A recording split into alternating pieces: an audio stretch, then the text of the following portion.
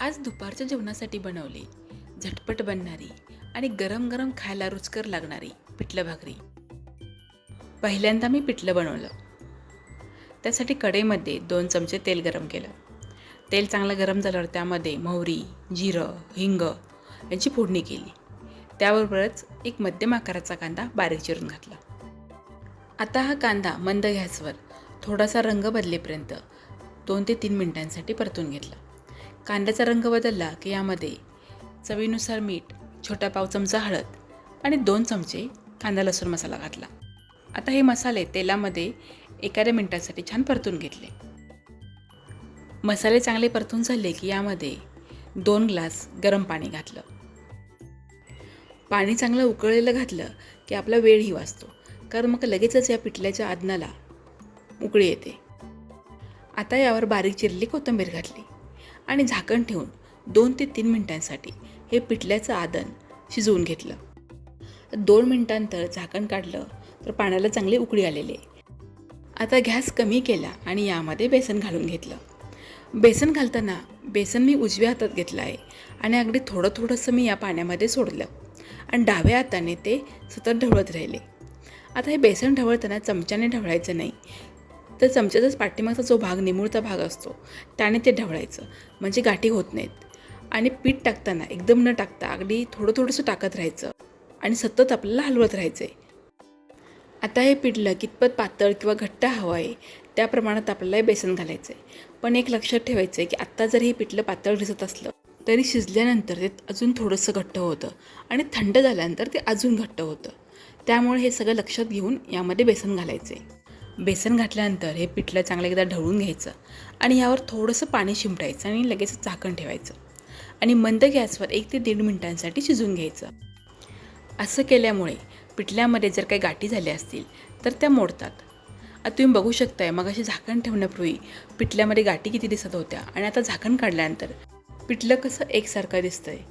आता पिठल्यावर पुन्हा एकदा बारीक चिरली कोथिंबीर घातली आणि झाकण ठेवून मंद गॅसवर पुन्हा 2 मिनिटांसाठी शिजवून घेतलं. हे पिठलं मी खूप जास्त घट्ट किंवा पातळ बनवलं नाही, म्हणजे ते भाताबरोबर आणि भाकरीबरोबर पण खाऊ शकतो अशा पद्धतीने ते बनवलं आहे. आता पिठलं थंड होईपर्यंत गरम गरम भाकरी बनवून घेऊ. त्यासाठी मी परातीमध्ये ज्वारीचं पीठ घेतलं आणि त्यामध्ये थोडंसं गरम पाणी घालून हे पीठ छान मळून घेतलं.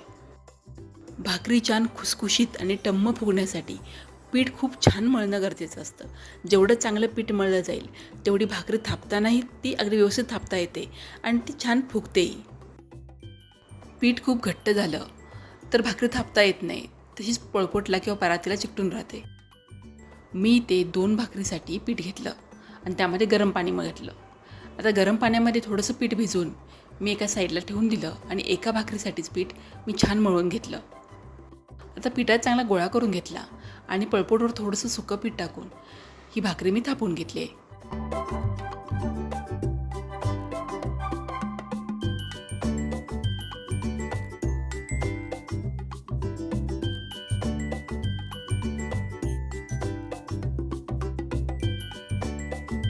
आता भाकरी थापून झाली आहे ती भाजून घेऊ.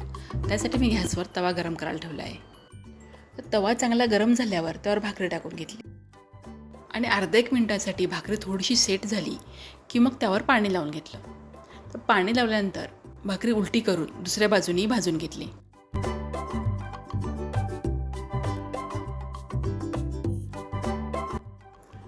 तव्यावर दोन्ही बाजूनी भाकरी छान शेकून घेतली आणि मग सरळ डायरेक्ट गॅसवर ठेवली आणि गॅसवर बघा किती छान टम्म अशी फुगली आहे आणि त्याला वरती छान कडक असा पापुद्रा आला आहे.